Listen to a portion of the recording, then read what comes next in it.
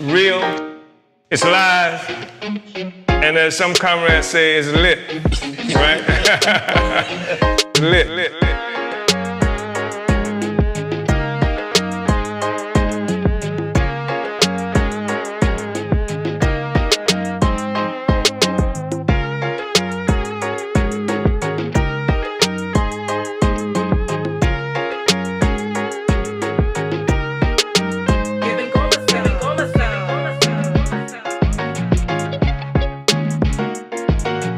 Real, live, lit, lit, lit,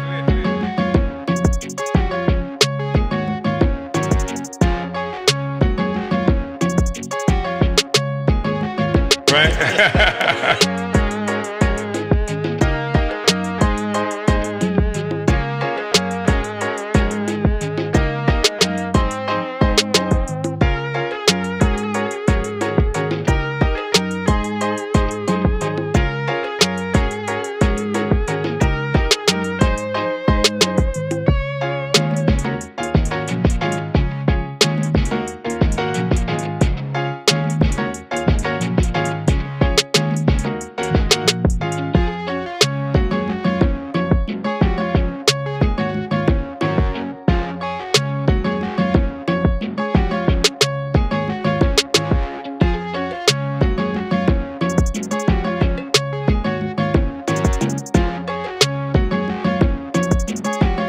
The revolution is lit.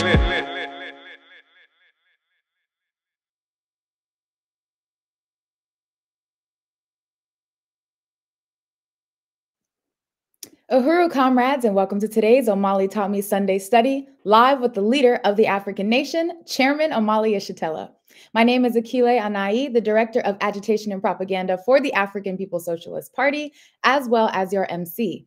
Today's study is themed Palestine is Africa, Mexico, and the so-called Americas.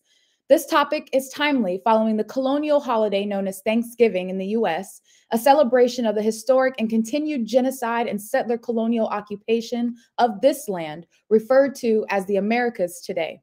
It also comes at a time where the Palestinian liberation struggle has reached world recognition, deepening the fight against settler colonialism. This study aims to help us achieve the necessary analysis to understand what we see happening in the world and to identify the origins. The fact is, the liberation of Palestine is tied to the liberation struggles of colonized people around the world. The same process that gave birth to the illegitimate settler colony of Israel is the same process that gave birth to a North and South America, a California or a Texas, a South Africa in the entire colonial mode of production. It's this colonial mode of production, the violent parasitic process that's being challenged throughout the world and right here in the belly of the beast, causing severe existential crises for the colonial ruling class and regular everyday colonizers. This sets in motion the heightened military and political repression we've witnessed and been victim to, the counterinsurgency that African and colonized people experience every day. But as much as the colonizer attempts to isolate Palestine from the rest of us, our struggle recognizes the historic and present unity with the liberation of the Palestinian people. This study will not only demonstrate this unity, but explain that Palestine is not peculiar, that Israel is illegitimate, based on the existence of one of the biggest settler colonies on the planet. Joining us today will be Benjamin Prado, Undersecretary General for Union del Barrio, the Mexican Liberation Organization for whom the party has had a near 40-year-long fraternal relationship. We will also have greater discussion around this topic with Chairman Omali Yeshitela, leader of the African nation and worldwide revolution. Before we hear from Comrade Benjamin, we will watch a clip of Comrade Ward Churchill, an indigenous author who has written extensively regarding settler colonialism and counterinsurgency in his books, such as Agents of Repression, the FBI's Secret War Against the Black Panther Party and the American Indian Movement, and COINTELPRO Papers. Following the video, we'll hear from Compañero Benjamin and Chairman Omali, then move to announcements before questions and answers. Before we start, make sure to share this study far and wide. Take a moment right now to like this video, tag your friends, subscribe to our YouTube and Chairman Omali's Twitch channel. As they work hard to censor us, going as far as attempting to lock Chairman Omali Yeshitela and the Uhuru Three behind bars for what we say, we have to push back to force the truth out into the world. That's why we call on you to play a role today by simply sharing this video, tagging a friend, subscribing to our pages as an act of resistance. We have a right to this information that they're fighting hard to keep from us. And once we have this information, we have the responsibility to share it with others of us who need it. Hashtag shared, liked, and reposted in the comments and let us know where you're tuning in from.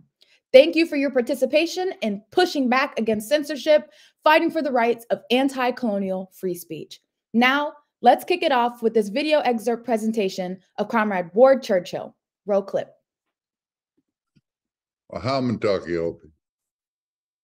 Hello, my relatives. I introduced you in Lakota, not because I am Lakota, but because it's quite germane to where I would like to begin my remarks. But first, my commendations on the content, the quality of the presentations in this teach-in thus far. A lot of what I was going to say has already been said, but maybe I'll take a different angle on it. In any case, I'm supposed to address the relationship between the Palestinian liberation struggle, indigenous people on this land, Lakotas, and 400 odd indigenous nations within the U.S. 48 states portion of what they call North America. There's hundreds more north of that artificial boundary that they drew, creating what they call Canada. And there's more in Alaska, the Aleutian Islands. And the U.S., since it has reach across water to encompass its claimed home territoriality, you've got the Kanakamali and the Hawaiian Islands and areas that they grab called American Samoa or Guam with the Chamorros. So you've got Samoans and you've got Chamorros and you've got others as well. The best that I have ever heard it put was back in 1982 when the Israeli Defense Force, so-called, was fighting a more or less conventional war with the Palestine Liberation Organization based largely at that time in Lebanon. And they'd driven north and laid siege to PLO leadership, many of its fighters in Beirut. But this created a problem because they needed a negotiating partner to resolve this. And ultimately, the Zionists in charge determined that the only negotiating partner that they could conceive of would be Yasser Arafat. And Yasser Arafat was besieged in Beirut. They couldn't call off the siege of Beirut, but they needed some place for Arafat to go so he would not be killed or worse, captured in this process. And at that time, American Indian Movement, and I was a participant in this, was engaged in an occupation of a chunk of territory just outside of Rapid City, South Dakota, in the Black Hills, the Hisapa, sort of the crux point, central point of territorial meaning, for lack of a better way to put it.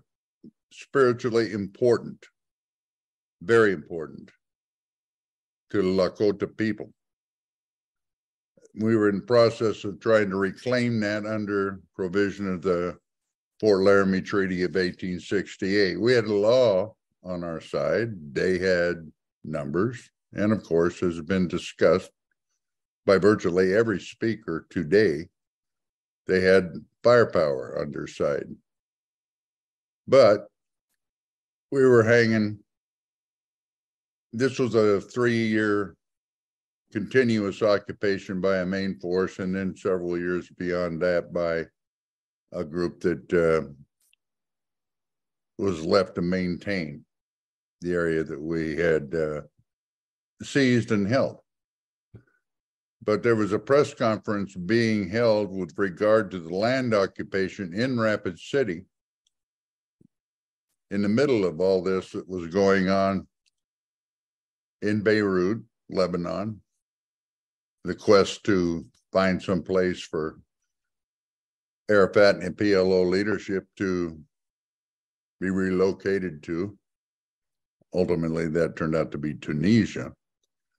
But Russell Means, who was pretty much the head man in the Yellow Thunder camp occupation in Black Hills, we had named the site Winkayan ZTO Spy, Yellow Thunder community, actually, rather than camp, but it appears in the press as Yellow Thunder Camp, so I use that term. In the middle of the questioning from AP, UP, all the reporters that were gathered for the press conference, which was to be about the situation with our occupation and where we were going, what our plans were, blah, blah, blah, somebody asked about the situation in Lebanon and that conflict there. And Russ Means, very much on point, said the Palestinians of North America offer sanctuary at Yellow Thunder Camp to the American Indians of the Middle East. That defines the nature of that relationship about as well as I believe it's possible for it to be defined. And what's going on and has been going on in Palestine, the colonial beachhead, as Jabotinsky once referred to it, the colonial beachhead for European penetration and control in the Middle East on a long-term basis, is virtually identical, point by point. Now, the demographics are wildly different. The technology is considerably different than what it was at the onset here. But what's been referred to as the mode of production, the mode, which goes beyond production, the mode of relationality that's involved. And if you will, the philosophy of white superiority, white supremacy, white domination, colonialism, all the rest of this is virtually interchangeable. And the methods that are used and the rationales that are used historically here, as well as contemporary, in contemporary terms, and that have been used by the colonial settler state of Israel since the initiation of its project, which really predates 1948 and isn't really consummated until 1949 with the expansion beyond what it was supposed to comprise territorially speaking. There was an expansion involved in the Nakba. It wasn't simply clearing of the land, as we were cleared from the land to make way for the superior breeding stock and the superior, self-anointedly superior utilization of our land base here. The Nakba wasn't simply the clearing of Palestinians from land and community and way of life within what the UN had signed as the territoriality of the newly founded state of Israel. It was an expansion of that state right there from the get-go, and it's been that process ever since. Just as the Palestinians have been living in internment camps, refugee camps is the term they use, ever since that happened, 75 years. You find exactly a parallel to that in not simply the reservations, although that would be adequate, but like at Fort Snelling, this was actual, you could call it accurately, a concentration camp that was established for the Santee Dakotas as they were being cleared, having been starved into a state of warfare, their resistance. The army overpowered them, put them in concentration camp, held them there. You had a mass execution of the leadership and then a removal to even worse conditions, a place called Cherry Creek in the Dakota Territory, totally removed from their homeland. And no particular right of return has ever arisen. That's what was happening in South Dakota in 1982 when the war in Lebanon was occurring, was that we had won under colonial law.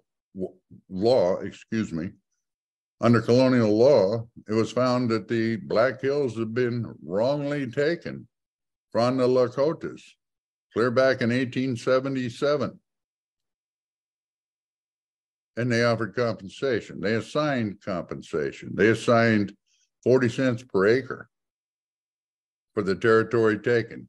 And the Lakotas refused it. This is, according to U.S. government data, the most impoverished group of all groups identified by census in North America. The Lakotas in the Sioux complex of reservations, and they refused to accept payment at that rate, or at any rate, or so they said at the time, for the HISAPA. So the Supreme Court went back and reconsidered and offered 5% simple interest accruing since time of taking. And it came out to $110 million or something like that, which in 1982 is a lot of money. And they did a referendum on that too, and they refused that as well, at which point the Supreme Court now administered justice. You never wanted to sell your property. We took it. We've acknowledged the theft, but you cannot have your land back, which is the only thing you were specifying would be justice, return of the stolen property. No, you have to accept compensation. You have to accept compensation from the party that stole the land. So they placed it in an escrow account in Albuquerque, New Mexico, the whole amount of money that the Lakotas had refused, and it's been sitting there gathering interest ever since. Like the Palestinians, the Lakotas remain among the most impoverished people in all of North America. They still refuse to accept payment for property they never wished to sell. Not property in a Lockean sense, but property in a completely different sense that has to do with their responsibility in relationality to the land and to others. A radically different view of how the world should work from that of the colonizer. They continue to refuse to accept the premise that they're ever going to sell HISAPA. And its slogan is, the Black Hills are not for sale. Not then, not now, not ever. There's something to be learned from that. This has to do with the ways that the United States has self-justified, entitled itself to exercise a proprietary interest and jurisdiction over its own land base, identical, if you think about it, to what's happening in Palestine to the Palestinians at the hands of the Zionist entity that controls. It's a bloody situation that has emerged, but it's no bloodier than the situation that has existed really since the foundation of the Israeli state. The other piece of this has to do with the utilization of labor to develop the land, as they call it, which is to say, destroy the natural balance of the land, the environment, and so on. And that's where the importation of African slave labor came in.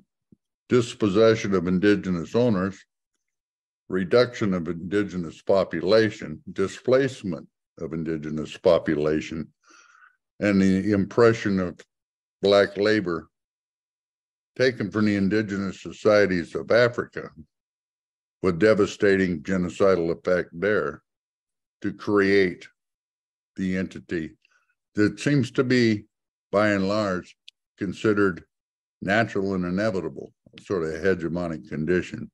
We've got to unpack the whole thing, see relations not only among ourselves, but with the environment in a way that conforms to the value systems and understandings of the indigenous peoples who inhabit, reside within the various points, not only in the US and Canada, but around the world, because this was a global process and it's an ongoing process. Get it down to the point where, as Chairman Omali and everybody else has said all day long, each people is, as is stated in law, rhetorically, is free to exercise its rights, its responsibilities within their customary territory.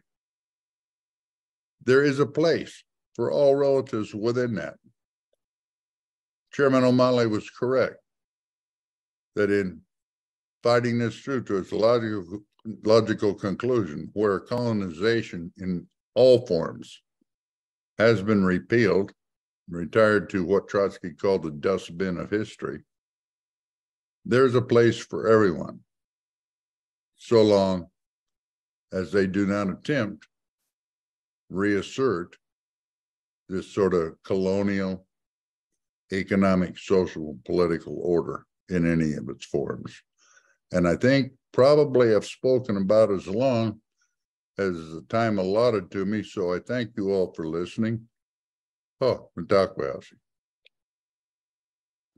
Uhuru, comrades. That was Ward Churchill, and want to let you know that he will be speaking later today at the Sunday rally in St. Louis at 3 p.m. Central. That's 4101 West Florissant. For all my comrades in the area, do not miss the Unthanksgiving rally that's occurring today, and really want to salute Comrade Ward, who gave this presentation to a Hands Off Uhuru, a teach-in event around Palestine.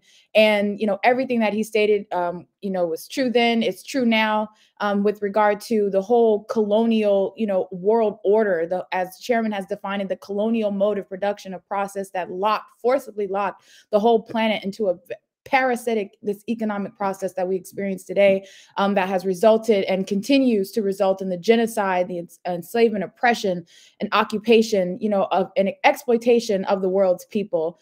So I really want to salute Comrade Ward. And again, we'll be speaking today at the Unthanksgiving Sunday rally happening at 4101 West Florissant in St. Louis, Missouri at 3 p.m. Central. So I'm honored now to welcome up our next speaker, Comrade Benjamin of Union del Barrio. Union represents the Mexican front of the struggle against colonialism. When we look at the border that defines where Mexico is on a map, it will not convey that half of Mexico was stolen at gunpoint by the colonizer. The colonizer has designated Mexicans as, quote, illegal aliens or immigrants on their own land. When Mexican indigenous people struggle against colonialism, it makes clear who the real illegal alien is, the occupier, the settler-colonialist. As the saying goes, we didn't cross the border crossed us. The same understanding can be used to look at Palestine. To help define this more, let's welcome up Compañero Benjamin. Uhuru, comrade. Uhuru, comrade, Akile, and everybody in the African People's Socialist Party. It is with profound honor and privilege to be here with you, comrades. We always enjoy uniting, especially on these really important Sunday studies where the ideological questions of the day are addressed are confronted in a real scientific manner, right? And so, part of our histories as a peoples, in building an anti-colonial struggle against our common oppressor, we see these as fundamentally necessary to find a path towards liberation. And so, it's a profound honor to be here. As Union del Barrio, since our founding, we had that understanding that came from the Chicano power movement, and just history has explained to us, right, that as Mexicanos, Mexicanas, as people that have been living on this continent for millennia, before even political borders were drawn up, right? We see ourselves very clearly as an indigenous peoples to this continent, and the history of settler colonialism on this continent, just the name itself, right? The Americas. It was not called the Americas.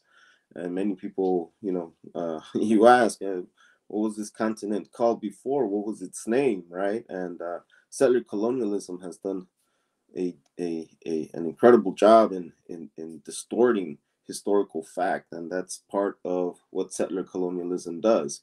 It erases people's understanding not only of themselves but also the history of where we're at, just physically, right? And so, we understand that the land and the continent that we're on, as indigenous peoples, is Anahuac, right? Abya Yala, as it was known further to the south, Turtle Island to our, indigenous comrades and people in the English language. But, as people who have been on this continent for millennia, we understand ourselves very clearly that, this land did not have political borders. It wasn't until colonialism came and divided up, our lands and resources that we have these colonial borders. The very concept of the United States as an entity born from the theft of land on the eastern part of this continent, and expanding itself in a ideological, a racial ideological understanding of supremacy, right? Even the concept of discovery is a concept of settler supremacy against indigenous peoples.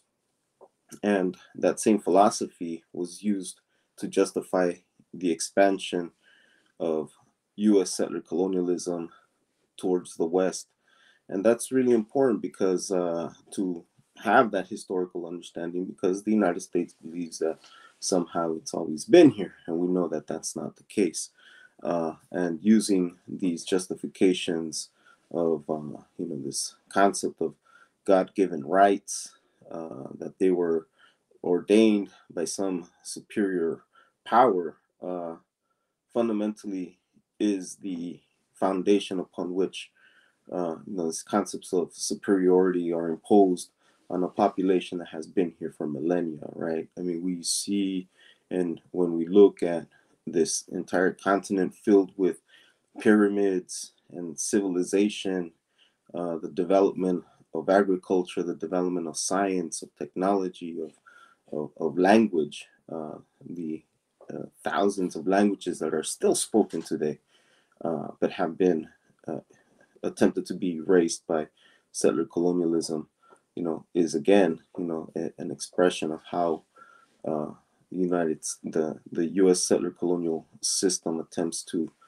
negate any kind of understanding that this is an indigenous people's lands. I mean, one of the most obscene type of celebrations that the United States has was precisely what occurs, every third Thursday of every month of every November, in the form of Thanksgiving, right?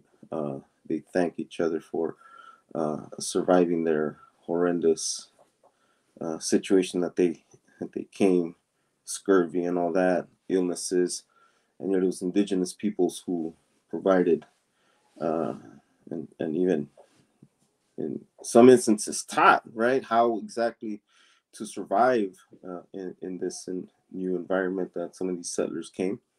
And then turn around and slaughter the indigenous people and commit horrendous crimes of genocide that Andrew Jackson led during the 1800s, during the mid to late 1800s, and then they glorify that settler colonizer with the most circulated bill here in the United States, right? The $20 bill. And then we have to, as indigenous people, look at these monetary systems and see the settler colonizer every time we have to buy anything. And you know, it imposes this concept of again of supremacy, that we can't do anything without the settler colonizer. And the reality is it's the other way around, right? That the settler colonizer cannot do anything without us, right? In terms of our labor, in terms of our natural resource, in terms of our land. And you know, that's why we fundamentally reject settler colonialism as existing within this parasitic system, and the need to overturn that reality.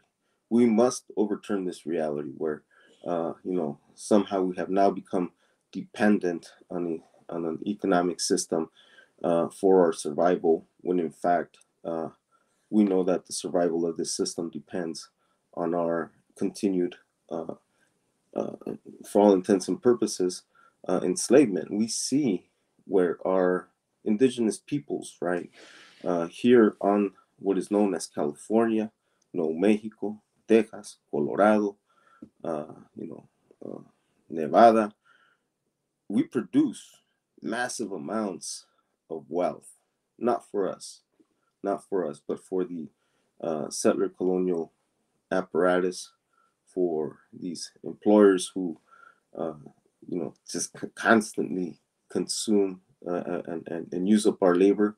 And we see that this question of immigration policy, right? U.S. immigration policy that came about as a consequence of invasion, war, and occupation through its 1848 declaration of war against Mexicans, and stole all this territory that I just highlighted, right?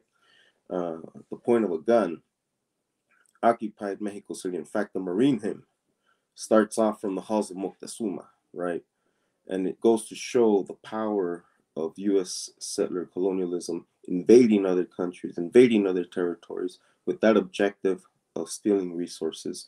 And today we see the consequences, not only in the form of a physical political border that now slanders Mexicans as being foreigners on our own land, and on the one hand, and then on the other hand, you know, creates this situation where we have authorized workers and unauthorized workers, right? When historically, you know, people have worked in order to reproduce their existence, work to put a roof over their head, to put food on the table, to be able to create, you know, clothes on their back in order to reproduce our existence, so that we can live.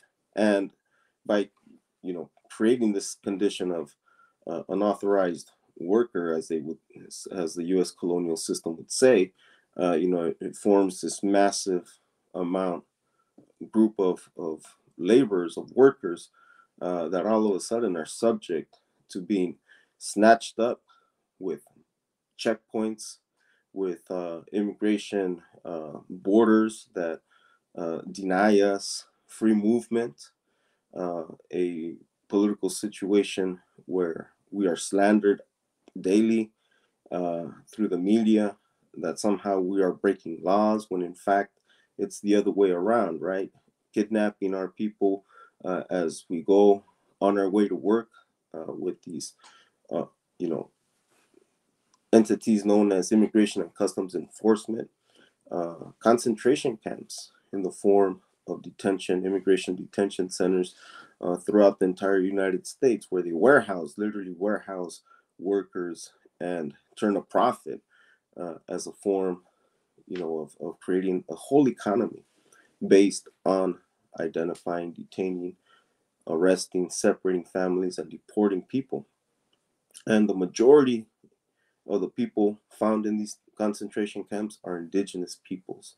I was at the border the other day, not couple weeks ago, and there were these settler colonizers from the Freedom Caucus there, interviewing people coming from different parts of the world. And there was this open air detention sites that we've identified where migrants would concentrate and wait for them to be processed. And there was this Ecuadorian indigenous man that was just, waiting to get processed by the settler occupying force known as the Border Patrol. And this Freedom Caucus settler colonizer man, started slandering the individual, calling him illegal alien. And said, "There's no illegal aliens here. There's only, human beings." And the response from this, settler colonizer started, screaming, screaming hysterically, because we would acknowledge people as human beings. And this settler colonizer, and that's exactly what I called him. I said, "You're a settler colonizer, and you know it." And really told him to his face that, this wall is a monument to colonialism, and he knows it. And, he came unhinged and started raising his voice and stuff. And so it's clear that, when you tell the truth to the settler colonizers exactly what history is, they become a little frantic. They become scared. They're very scared that the majority of the people are now becoming much more aware, much more conscious of history and what settler colonialism is. And so, what is happening in Palestine has definitely sharpened many of the contradictions that we see here in our own relationships to settler colonialism. And we see it and we feel it, right? Every time, there's, whether it be a family separated, whether it be, exploitation in the workplace, whether it be, even people living out in the streets because the cost of living is so damn expensive that people are being pushed out of our own barrios in the form of gentrification, another expression of settler colonialism. We see that displacement happening. Obviously, the degree to which the genocidal onslaught of the Israeli settler colonial state, doesn't compare, right? It pales in its comparison, at least in its current expression, how it's happening both in Palestine. But that doesn't mean that it hasn't happened here, right? I mean, we've known and seen how even settler mobs historically have committed all kinds of atrocities against indigenous peoples here on this land, right? Whether it be straight out settler colonial terror through, violent lynchings and killings. I mean, we have the many examples of how settler colonizers took the land, stole the land through brute force with the support of the settler colonial state, right? And I think that those are two important components to understanding settler colonialism, that you cannot have, the theft of all this land without popular support of the settler colonizers that actually steal the land, and then the colonial state that comes right behind to legitimize that settler colonial thievery, right? In the form of whether it be the police, whether it be the military, and whether it be even the colonial laws that now currently govern these territories, including the colonial laws that determine whether or not people are guilty or innocent of any kind of crimes, right? And so I think that that's a really important component for us as Mexicans, to really understand and relate to what is happening in Palestine, understand our own colonial oppression, and see that our colonial, the colonial resistance, to the degree that we are able to mature and build our people's struggle and movement, will contribute to also the liberation of the Palestinian people, because at the end of the day, it is our resources, it is our productive power and productive force that is, feeding this economy, and that economy is producing all kinds of resources to be sent to kill innocent people the world over, in the form of military budgets, in the form of bombs and munitions that are being manufactured and created here in the colonial empire of the United States and being sent around the world. And we know that Israel cannot exist without the United States pumping billions of dollars in military aid and funding. It is the U.S. settler colonial front of the United States in that part of the world.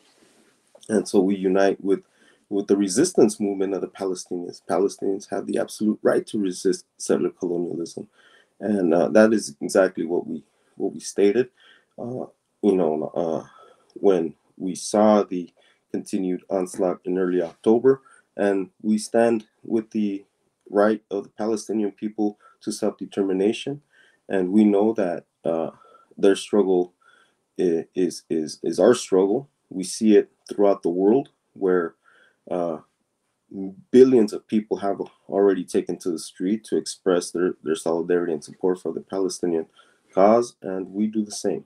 Right, today we're going to have a study in Los Angeles to continue to help build that movement, specifically in Los Angeles, but we are going to continue to also unite with the various actions, calls to action, to end the colonial, the brutal, vicious, genocidal onslaught that the Israeli settler colonial state is attempting to erase the Palestinian people from not only Gaza, but all of Palestine, right? So we say victory to the Palestinian resistance, victory to the Palestinian cause for self-determination and national liberation. With that, I really appreciate you, comrades, for hosting this event, for hosting this discussion on today. And we're going to continue to be here and provide as much information that we can in order to inform all of our comrades on how we see this question of settler colonialism and our task to build our national liberation movements here in what we consider occupied Mexico, occupied Anahuac, right? And build our struggle for self-determination and national liberation as well. Uhuru. Uhuru, compañero Benjamin, and I really want to appreciate this powerful statement and your presence in this discussion. It's extremely important, and really appreciated your point about how this process resulted in the erasing of us as colonized people. We've been erased from history. And, with the advent of colonialism as a mode of production, a global process, as we've been talking up to now, colonized people had to be erased while the colonizer was bolstered up as the subject of history. And we became whatever the colonizer determined us to be based on their own interests. That's what these borders are, these different identities, the different languages that, we speak as a consequence of colonialism. All of these things, we had to be erased. And then they came up with all kinds of justifications, the same justifications we see, being used now with the existence of the illegitimate, settler colonial state of Israel. And, the chairman has made the point that you can't even see indigenous people walking around on this land because they've been forced to survive on these concentration camps that are referred to as reservations. So again, the situation in Palestine is not peculiar.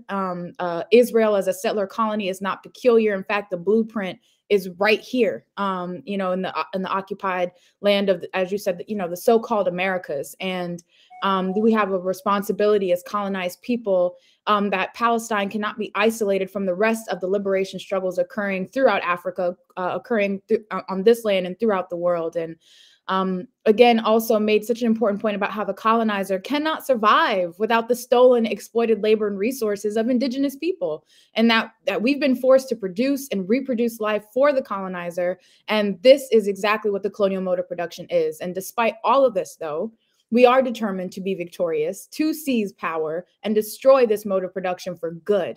And that's what you represent, comrades in Union del Barrio. and the African Revolution. So thank you so much, Comrade Benjamin. Thank you, Comrade. Yes, Uhuru. And comrades, if you want to ask Undersecretary General Benjamin a question, please put it into the chat and we will put it in the queue for our question and answers section. But now I'd like to welcome and have the honor of welcoming the revolutionary freedom fighter who developed the theory of African internationalism that's informing this entire discussion that we're having today. And again, has this understanding African internationalism has allowed us to achieve the understanding around the colonial mode of production. This person, the leader of the African nation, Chairman Omali Yeshitela. Uhuru, Chairman, and welcome to the program today. Uhuru. I express my appreciation to you, Comrade Director Keeling, for hosting this study and the extraordinary presentations and presence of Comrade Ward Churchill and Comrade Benjamin Prado. It's been mentioned that we have approximately a 40-year historical relationship with Union del Barrio. As to say, the Mexican and African people have this relationship through its advanced forces as Union del Barrio and as the African People's Socialist Party. So I want to thank you. The next thing I would like to do is remind us that we are dealing with a study. And as that is the case, I want to recommend some books that we won't have an opportunity to discuss in detail here, but I think it's really important. One is a book, Settler-Colonialism, Race and Law. It was written by Natsu Taylor Saito. That is Settler-Colonialism, Race and the Law. And then there's another, Ward Churchill, who we heard from a little earlier. This is one of the many books he has written on this question, on the question of colonialism, etc. I would ask you to take a look also at a book called A History of Africa by Jose Jaffe, and then Overturning the Culture of Violence by Comrade Penny Hess. I would ask you to take a look at also several of the books I've written and of my works, which go back a long period of time for, a couple of generations, but the most recent being Vanguard, the Advanced Detachment of the African Revolution. I say it's the most recent, but as some of you know, that one of the things that we did most recently is reproduce a book that came out in 1982, following the World Tribunal on Reparations for African People in the United States that had carried out the same mission. I'm mentioning these books because I think it's extremely important. What we're doing is exposing some of you, not everybody, of course, to works that you won't ordinarily run into. We're having a discussion that's not an ordinary discussion. You don't have this discussion with much of what is called the white left or anything like that. And this is it's a problem that we don't hear about what's happening in Haiti, and we don't hear about not just what's happening now, but the history of this relationship. We don't hear about the history of the relationship with the indigenous people here on what is now characterized as the Americas, even how the Americas came into being, came to be characterized that way. We don't have a detailed explanation. The fact is, if we look what's happening around the world, look at what's happening with Palestine and other places, what is very clear is that the central forces that's active and driving and contributing to the whole crisis of the social system everywhere are those of us who are colonized. On every front, everywhere in the world, where war and the threat to anything that approximates peace is occurring, it's as a consequence of a relationship that this system, has with colonized people, whether it's Cuba, Venezuela, whether it's Palestine, what is characterized as the Middle East, which is a characterization that itself is connected to the whole colonial question, whether it's Black people in St. Louis, whether it's the ongoing war that's being made against the African People's Socialist Party, the Uhuru movement, Black people in general here and around the world. This is a consequence of a social system that came into being in a certain way. So what we're trying to do with this and some of the other things that we're talking about, we've given shorthand. We've said that this is the study on Palestine is Africa, Mexico, and the Americas, but it's shorthand. It's a statement about the significance of the colonial question. And it's really important that we have to introduce this. And the reason we have to introduce it, because if the colonized do not introduce it, it's not going to get introduced in a meaningful kind of way. Part of what we are attempting to do in the African People's Socialist Party, in my participation in this discussion, is to contribute to developing some really important theoretical issues, not the least of which is what Karl Marx characterized as modes of production. This is an important kind of intervention in recent history by Marx. When I say recent history, what I mean is that history that came about with the advent of Europe. When Europe exploded onto the world and had to solve various kinds of problems for itself, Marx was one of the leading thinkers that had to explain the development from feudalism in Europe to what has come to be known as capitalism. And like all historians, Marx had to work backwards because he wasn't there at the beginning of time. None of us is. So he had to work backwards, and he had to come up with what preceded this. And what Marx did was make certain assumptions about the development of the whole world. He wanted to contribute to having a scientific approach to the investigative society so that people would not be locked into superstitions and saying that, well, things happen because a great leader stepped forward and made a good speech, and this is why, or because of Jesus came, or Muhammad, or some religious force imposed some formula on how the world should look. That he said correctly that we can look at society and we can treat it as if it were a natural science. We can look at society and say that there are various forces at work at any given time in society that creates the society that we live in. And so I think that Marx was absolutely correct on that. Of course, Marx was limited because he was the product of the society that he is talking about examining. In fact, like all social scientists, he finds himself examining society of which he is a part. And so that is to say, his consciousness is informed by the very same system that he is attempting to bring an objective examination of. So we believe that, however, that although Marx was wrong in how he characterized certain things about social systems, about modes of production, that the concept of mode of production is solid. That something happens in a society, how human beings produce life, reproduce life, create what is absolutely necessary for us. That happens in every society. And Marx was able to come out of this feudal situation and see the rapid development from feudalism to what he characterized as capitalism. And he had to come up with, and every mode of production. And this is what Marx used as templates for understanding things, is development of modes of production, how society produces what it needs and distribute those things that is produced. And so Marx came up with the conclusion that at one juncture, early in human development, that there was equality among all the people, and this was all the people in society. And this he characterized as primitive communism. And this primitive communism, and some people say primitive communalism, but he used the term primitive communism. And this primitive communism, there was no exploitation, no oppression of people. People shared everything equally. He came up with a reason why this was the case, that I think we can challenge that. But the fact is, this is what he had characterized. And he said this is peculiar to human society, not to Europe. In fact, you'll be hard-pressed to find this in Europe.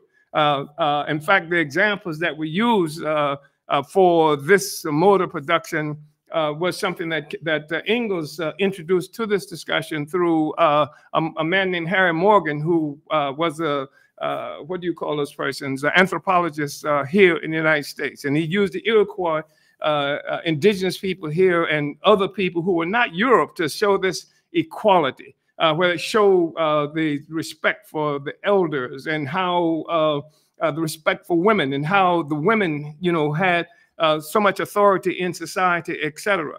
And this is what he used. But he characterized this as one mode of production. There was equality. Nobody exploited anybody else. Nobody oppressed anybody else. And people shared what it is that they produced together. And then from this, he moved to what he characterized as slavery as a mode of production. Here, we're not talking about what they did to Africans and the indigenous peoples here and other places around the world. They're talking about something that happened with Europe, within Europe, as the example. That's why you've heard the story of Spartacus, who fought the Romans, etc. These slave rebellions, etc., that happened within that context. And with this mode of production, the relations of production were such that those who were enslaved worked and were owned by those who they owned not only the product that was created by those who were enslaved, by the producers who were the slave, but they owned the producers themselves, the enslaved people. This was a mode of production. And then he moved from that to feudalism, where mode of production where it was not absolute in terms of what the ones who control society took from those who produced, took a part of it. They took the nobility, the landlords, and things like that. They own the land. They own the land that the workers worked on, the producers worked on, and they took part of what the workers produced, much of what the workers produced. Much of what we experience today, terms like landlords and stuff like that, stems from way back then when this was feudalism. This is European feudalism, but he's characterizing this as a mode of production in terms of development of all humanity. But then Marx has this problem because he's got to get from feudalism in Europe to what he called capitalism. And here he makes this great leap.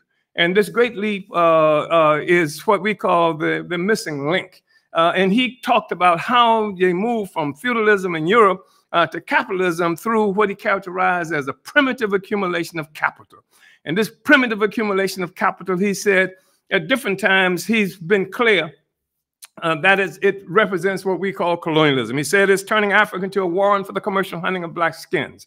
He talked about the internment of the indigenous people in what we call the Americas now, into mines and bringing up gold and silver and resources that went to Europe. He talked about how even the war that England made against China, 1841-42, the so-called Opium War, all of this was pumping resources into Europe. And of course, he doesn't talk about how the U.S. itself is that, but he talks about it only in relationship, or he talks about it in relationship how it contributed to this vast amount of resources that develop what he called the capitalist mode of production. And we're saying that what he's characterized as primitive communism truly is another mode of production, that he's leaped over another mode of production. That mode of production is what we characterize as a colonial mode of production. This is the defined thing that has defined history since that time. This is the thing that has made us invisible and what have you. This is the thing where the most outspoken, most intelligent, most progressive colonizers, who sometimes are referred to as leftists and Marxists and things like that, this is the thing that they have missed and they have understated, they have ignored in many ways, even though Marx would come up and say that this thing that he called primitive communism had to play the same role, primitive accumulation played the same role in political economy as original sin in theology. He said that, and he said that, went so far as to say, if you got rid of slavery and all these things, you would destroy the economy that came of the capitalist economy. But he did not say, therefore, the task is to destroy slavery so that we can have this this destruction of the capitalism. He said this was a contest that existed between whom? Between the workers, the industrialized working class, and the industrialized ruling class, the bourgeoisie in this country. He's also said that what slavery, what he called wage slavery, that is workers, the working class, the articulation of capitalism in Europe. He said He said the wage slavery required as a pedestal. It stood on this. Wage slavery required as a pedestal, slavery pure and simple in the new world. Therefore, it doesn't make any sense that somehow you're going to get rid of this by some struggle that happens between the people who are resting on the pedestal. The way you get rid of the system is destroying the pedestal upon which the whole thing rests. That's us. The other thing I want to say is not, when we talk about a mode of production, it's not just something that affects Africans and Mexicans and Filipinos, indigenous peoples and various other places. The whole world economy revolves around this mode of production. All the production, generally speaking, is guided by, informed by, influenced by this colonial mode of production. This is what we are locked into. This is where Palestine is a factor, because it's a part of the colonial mode of production.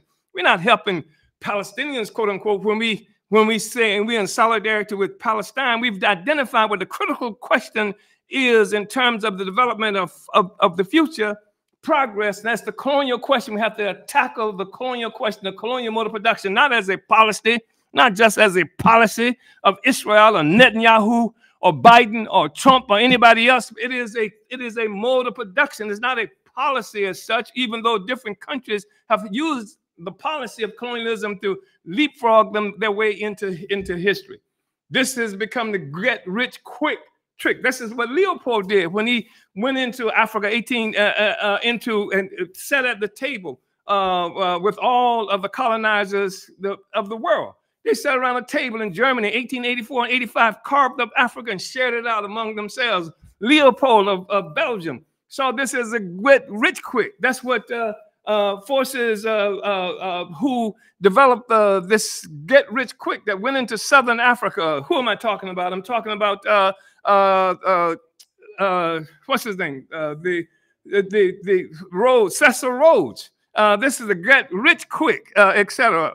Thing that we're dealing with. I'm trying not to belabor this, but this is important for us to understand, because otherwise, if you don't, you leave the Palestinians isolated. Because what happens next week? What happens after the rubble is cleared away? What happens with Palestine? Where is the solidarity? There's a historical basis for this solidarity with Palestine, but every working person on the planet Earth. The problem is that the colonial mode of production promotes opportunism among the colonizers themselves. When I say opportunism, what am I talking about? I'm talking about sacrificing the long-term interest of the workers of the world for some short-term solution that the settlers, the colonizers themselves can achieve. So what has to happen is the whole system has to go down. That's not to say we don't look at Palestine and see that we see a weak link and a very problematic thing for the social system right now. So we all give our unity and solidarity there, but the system has to go, and that has to be something that we identify as the problem overall. Otherwise, you got a Palestinian question today, you got a Venezuelan question tomorrow, you got a Cuba question the next day, you got a black person in New Orleans, in St. Louis question the next day, you got Niger, you got Mali, you got all these other places that's out there. They're tied to and you got the workers, the noble, idealized workers that the white lefts pretend to love so much. You've got them locked into this thing as well, and they are protecting this social system, the colonial mode of production. Let me say, I didn't just make this up. I want to try to read a couple of quotes. I want to see what I'm looking like in terms of time. This is something that this is a criticism that various forces at different times have been able to make of the so-called left. Here's George Orwell. Some of you are familiar with George Orwell. He wrote the book that I think is a really good book. You should look at it now. It's called 1984. He says here, every left-wing intellectual is, as a matter of course, an anti-imperialist. He claims to be outside the empire racket as automatically and self-righteously as he claims to be outside the class racket. Even the right-wing intellectual who is not definitely in revolt against British imperialism pretends to regard it with a sort of amused attachment. It is so easy to be witty about the British Empire. the white man's burden and rule Britannia, and Kipling's novels and Anglo-Indian bores. Who could even mention such things without a snigger? This is Orwell writing this. And he says, under the capitalist system, in order that England may live in comparative comfort, 100 million Indians must live on the verge of starvation, an evil state of affairs. The alternative is to throw the empire overboard and reduce England to a cold and unimportant little island where we should all have to work very hard and live mainly on herrings and potatoes. And I don't know where they're going to get the potatoes from. That's another story too. That is the very last thing that any left-winger, wants. Yes, the left-winger continues to feel that he has no moral responsibility for imperialism. He is perfectly ready to accept the products of empire and to save his soul by sneering at the people who hold the empire together. Now, that sounds like the people who attacked us in this November 4th, the so-called, what do they call themselves? The Party of Socialism and Liberation, which is the colonial thing of appropriating the struggle of liberation by these left-wingers. They hate imperialism. They can sneer at it, they can talk it, but then they attack the struggle against colonialism and sometimes use the colonized to attack the other colonized to protect colonialism. That's opportunism. Then I want to just share this with you quickly. I am trying to be expeditious, believe it or not. But I think it's important. And this is, by the way, is from A Legacy of Violence, A History of the British Empire, which is another work that I think everybody should try to look at. And I wanted to quote this from a book by Ward Churchill, A Matter of Genocide, A Little Matter of Genocide. And he opens it up with this quote from Pierre Papazian, uniqueness. And here he talks about this same contradiction, because we're looking at Palestine, right? We're looking at so-called Israel. And he says, to claim that the Holocaust is unique can only imply that attempts to annihilate other national or cultural groups are not to be considered genocide, thus diminishing the gravity and moral implications of any genocide anywhere, anytime. It also implies that the Jews have a monopoly on genocide, that no matter what misfortune befalls other people, it cannot be as serious or even on the same category, in the same category as the Holocaust. And so this is a good book. You should check it out, because it's much more elaborate than what I've just implied with that statement there. And that's just a statement by somebody else that Churchill quotes. I want to share this with you also. And again, we're looking at this whole question of the left and opportunism, the so-called white left, and the relationship that the colonial question has to the existing social system. It's a social system. It's a social system that relies the colonized people to function as and colonized peoples and territories to function as a platform for the existence of the colonizers. Marx was a colonizer. I'm not saying he was a colonialist in the sense that he participated in it, but he was a colonizer. His perception, his understanding of the world, his wealth, his resources, whatever he had, even the book that he wrote, Capital, was funded by black people picking cotton in the Caribbean that went to Engels, Frederick Engels, who was his partner, father. Frederick Engels' father gave Engels the money that paid and supported Marx while he was writing Capital. So he's writing Capital, but and he's being funded by slavery, by colonialism. So I just want to say that, yeah, he said there's no little irony attached to the fact that Karl Marx wrote much of Capital while being supported financially by his friend and collaborator Frederick Engels. Engels received his income from his father, a bourgeois factory owner whose plantation whose wealth was derived from cotton and textile mills supplied by plantations in the Caribbean. Stated simply, Marx's work on the plight of the working class that promised a future to the white workers of the world was financed by the labor of enslaved Africans who constituted what Marx would refer to as the primitive accumulation of capital, the beginning of the process equivalent to a political economy, equivalent in political economy to original sin in theology. And I wanted to, there's another really important quote that I wanted to read.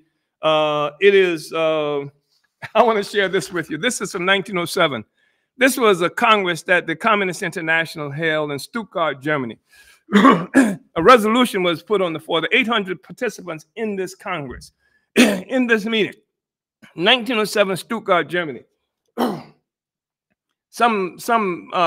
than 6,000 participated in the outdoor hearing that they had following this Congress. But here's what the debate was. There was a resolution on the floor, and the resolution came to the floor that the communists had to be opposed to colonialism.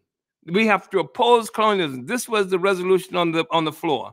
And so this was something that was being debated. By the way, this resolution calling for the opposition to colonialism failed. And here's what how the arguments went.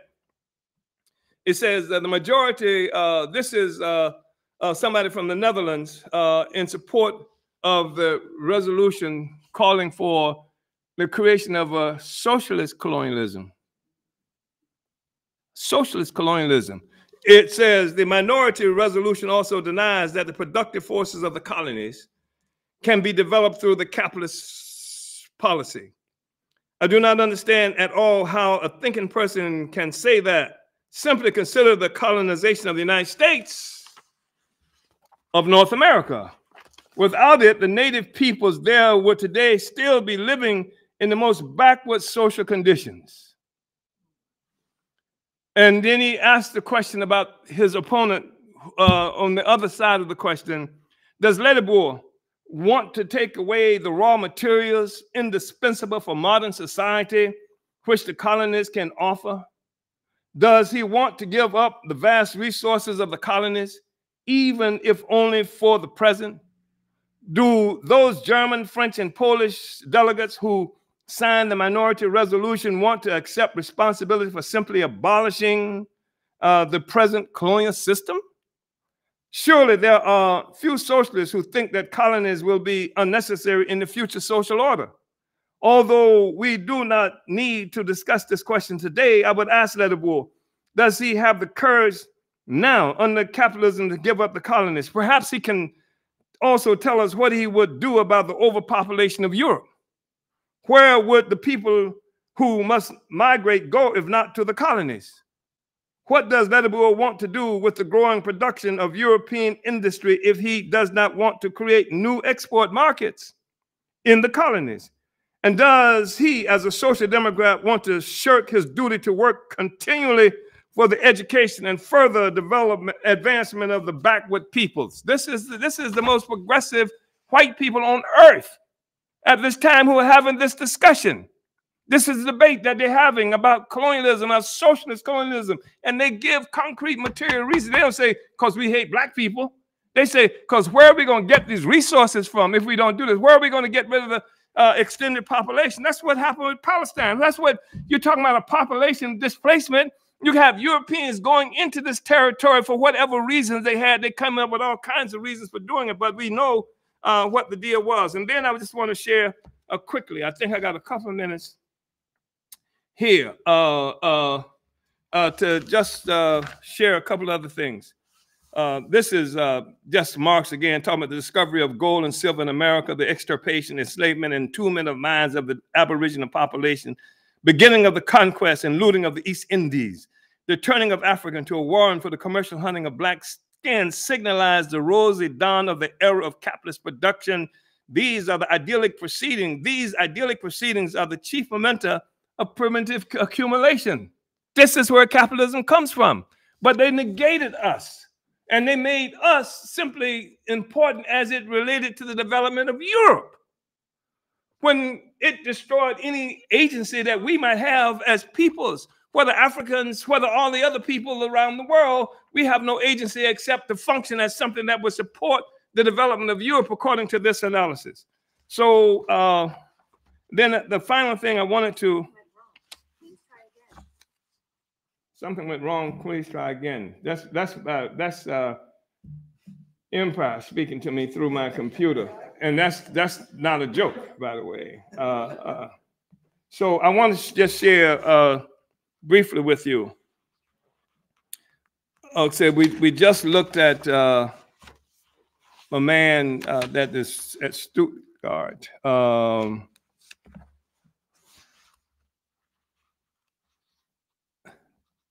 So anyway, I don't have it earmarked in the best possible way. But I just think that it's really, I think it's really important. What I want to make is the point that I want to make. This is especially true for the colonized. When I say colonized, I'm talking about those people who are referred to as Indians, indigenous people.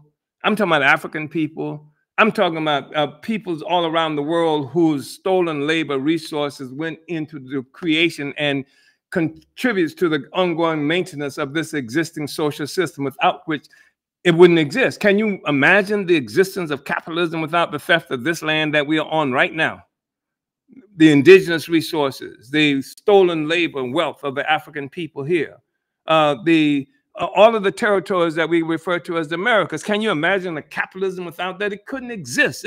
Marx had a theory about the rise and development of capitalism, but moving beyond theory, we see practically, concretely how this thing emerged in the real world.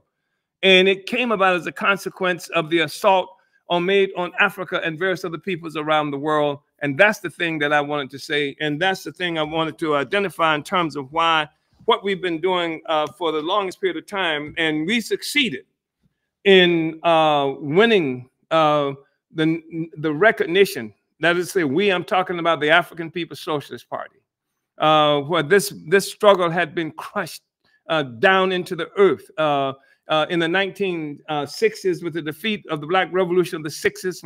I say Black Revolution, it's all inclusive. This question of colonialism had been crushed, and because colonialism, you cannot be free unless you negate colonialism. People achieve their own capacity for life. People create their own capacity to feed, clothe, and house themselves. And colonialism takes that away. That's what we're looking at in Palestine. They don't even want it to be Palestine. They make it Israel. We call it all of what they call Israel. We call it occupied Palestine. That's why the whole slogan from the river to the sea, they say it's anti-Semitic. That's why the concept, philosophy of Zionism, which unites a certain population of Europe with the aggression against the indigenous people of the Middle East. With a dirty job of genocide against the people. That's why they have put a patent on the concept of genocide. Nobody can talk about genocide unless it's Jews, which is the most ridiculous thing, like in the world. And I quoted earlier on, how people talked about the horrible offenses made against peoples around the world, especially Africa. And you cannot overstate what has happened to Africa, because we are everywhere. And we didn't go there voluntarily. All over what they call the Americas here, all around the world, we were pushed there at gunpoint. And we have produced for everybody except Africa and African people. Not everybody. We produced for the colonizers. And the struggle we're involved in is to recapture our capacity to produce for ourselves. That's the struggle against colonialism. Not to make the colonizer like us, which is the struggle against racism. Make the white man like you. And there's something wrong with you if you're talking about somebody who's genociding you all the time, killing you, raping, committing the worst kinds of offenses. I mean, right now, I'm facing prison for telling the truth because they can't handle the truth. And because the truth is that Europe and all of what we see now has its foundation on stealing resources from Africa and other colonized people. And that's why we're building a movement for anti-colonial free speech movement. Let the colonizers speak the truth. And the colonizers must be one to speak the truth, to organize against colonialism. That's the way forward. And thank you, comrades, for being patient with me and not dragging the hook out for me, because I know I overspoke the time that had been allotted to me. Uhuru. Uhuru, Uhuru, Chairman. Uhuru, I think that everything that you raised was extremely important, and really appreciate all of the references to the books. And, I've seen in the chat section, comrades, letting people know what the title of those books are, so that they can catch up on some of that reading as well. But thank you so much, Chairman, for just this brilliant analysis, this leadership that connects the whole struggle together. And, it's just profound when you are able to say this, explain this. It makes it very clear why, they're making such a concerted effort to, put you in prison and to destroy the African liberation movement, and the attacks being made on the Uhuru 3, and more. We see attacks being made on people for what they say, and as you mentioned, you can't even say things like "from the river to the sea," where people are being threatened with prison time, and called terrorists and things like this for just being able to express, as you say, anti-colonial free speech, being able to articulate, this reality and the origins of it. And the logical conclusion would have to be the reason that they are, they're doing all of this, they're attacking the people, threatening you with prison time, is precisely because this is the truth. This is the reality coming up to the surface, the fact, the origin, and how the world got to be this way. And it wasn't a natural process, and doesn't and continues to be this unnatural process that has really devastated the entire planet for centuries. So really, really salute just the profound analysis and the leadership, and recognize that when you are summing all this up, you're not just explaining the world, as we're saying, we're not just explaining this, but this is the blueprint, has served as the blueprint for all of the work that the African People's Socialist Party does, the practical work of making this struggle and establishing dual and contending power, and pushing back and eliminating the relevancy of the colonizer inside of our lives. This is all of the work that we do. And so when we marched on November 4th, it wasn't about having the biggest pro-Palestine march, anti-war march or something like that. It was to forward the struggle against colonialism, and that is what has been achieved, and it's something that we continue to do as a part of our responsibility and fighting in this struggle where it is that we're located. So again, really appreciate your leadership, this thorough analysis, and we do have questions coming in from the live audience, and we want to be able to take some of those. But first, we're going to just take a brief pause to allow the audience to continue sharing this video and to type your questions into the chat before moving into the Q&A. We're going to take the moment to give some announcements for upcoming Uhuru movement events and related activities. So first, join the counteroffensive to stop the FBI attacks on the African People's Socialist Party and the African liberation struggle. Drop the charges against the Uhuru 3, sign the petition, sign the emergency response pledge for immediate updates regarding the trial, read the motion to dismiss, and stay tuned for upcoming events. Go to handsoffuhuru.org. And the Hands Off Uhuru, Hands Off Africa counteroffensive is calling on you to bring your skills, experience, and creativity to this fight back. Go to handsoffuhuru.org/volunteer to see the list of committees and sign up to volunteer. Build the global anti-colonial free speech movement. The Hands Off Uhuru, Hands Off Africa campaign stands in full solidarity with the struggle to drop all charges against the Tampa Five, who are facing 5 to 10 years in prison for protesting Florida Governor Ron DeSantis' white nationalist attacks on Black history and public education. Two of the Tampa Five, Lauren Pinheiro and Gia Davila, are pictured here with two of the Uhuru 3, Chairman Omali Yeshitela and Jesse Neville, at the Black People's March on the White House, which occurred November 4th. We stand with all who are facing repression by the state in this period of escalating attacks on free speech, ushered in by the July 29, 2022 military-style FBI raids on the Uhuru movement and subsequent bogus charges against Chairman Omali Yeshitela and the Uhuru 3. We're calling on all supporters to come out for the upcoming actions in support of the Tampa Five. The Tampa Five trial is fast approaching. The Tampa Five are 5 activists from the Tampa, Florida area facing up to 10 years in prison on false charges brought upon by the police for protesting at the University of South Florida against Florida Governor Ron DeSantis' attacks on diversity programs, ethnic studies, and women's and gender studies in higher education. Gia Davila, Jeannie Kita, Chrisley Carpio, Laura Rodriguez, and Lauren Pinheiro are the students, workers, and community activists who were unjustly brutalized and arrested. On Tuesday, December 5th at 8 a.m. at the Hills County Courthouse located at 800 E. Twiggs Street, join the pretrial hearing rally to defend the Tampa Five.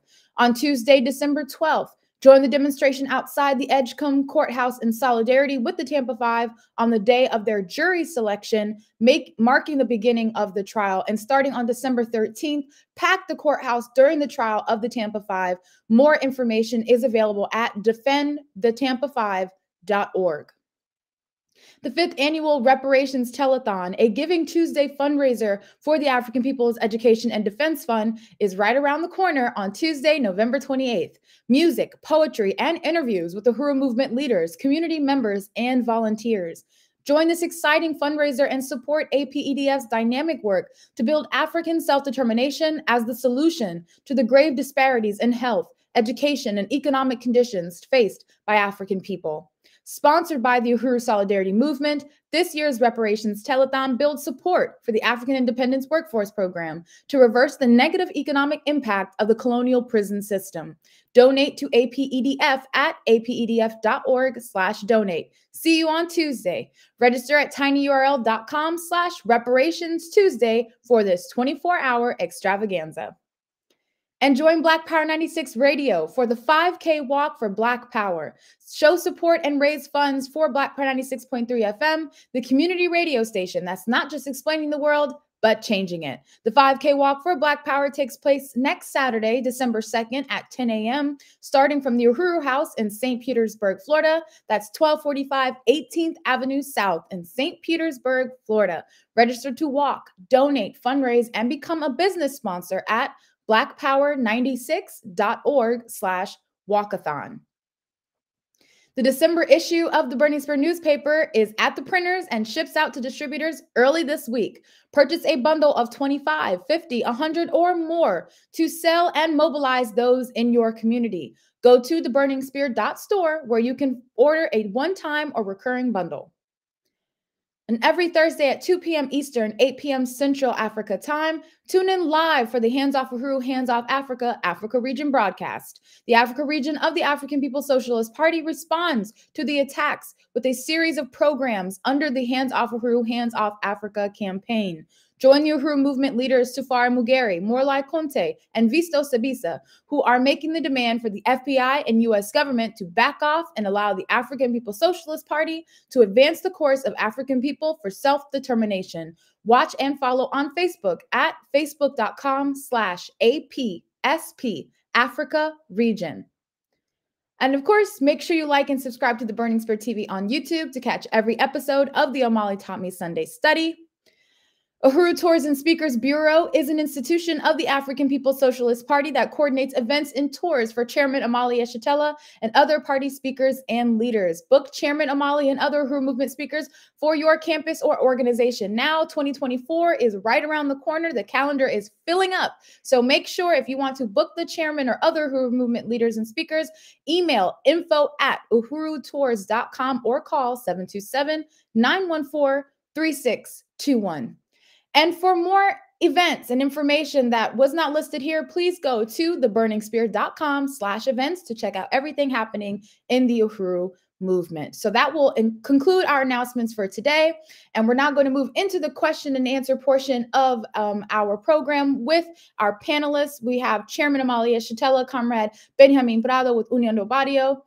And we're going to address these questions now and also acknowledge where people are viewing from, which is St. Louis, Missouri, Jamaica, Battle Creek, Michigan, Oakland, California, Occupied Mexico, aka San Diego, California, Frederick, Maryland, Fort Myers, Florida, South Africa in Falkville, Louisville, Kentucky, Philadelphia, Pennsylvania, Lexington, Kentucky, Tampa Bay, Florida, London, UK, are the locations that checked in with us this morning. So don't forget to comment your location. Let us know where you are viewing from. And thank you all to those who are watching with us. So our first question today comes from Comrade. Oh, and I also want to acknowledge Unemployed Scholar who made a donation to today's study. Thank you so much. That's the username on YouTube. We also have a question from Comrade Diop. Asks, Uhuru, thank you for this groundbreaking analysis that informs all of our understanding. What is the mode of production that Marx and/or African internationalism expects to develop beyond colonialism? Doesn't address it to a specific panelist, but you know, Chairman and Benjamin, please feel free to contribute to this question. Uhuru.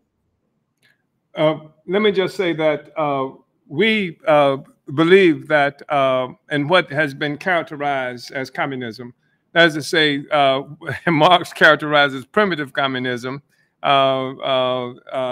which is the relationships that people had prior to the advent of Europe in our affairs and things like that. That's true almost everywhere. So it's a social system of free of any kind of exploitation. Certainly, it won't be free of any kind of contradictions, because contradictions will be in all societies. But we see this leading to the rapid assault on those kinds of contradictions, not the least of which being the separation of peoples around the world, and how the economy of the world right now is shaped by this competition.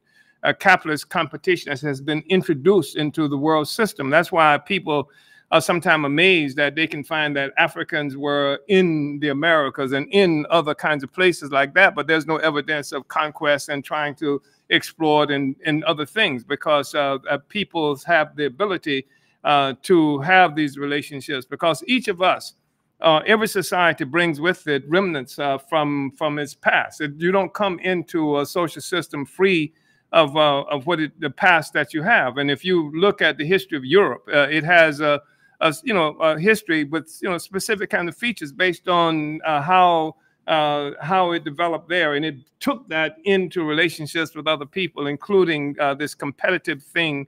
And I say competitive not based on ego or something like that, but economic interests and how they emerged and how people fought and to pursue those interests. So I think that the next mode of production, I think the destruction of colonialism, I think it brings raw the whole question, the ability to destroy capitalism altogether.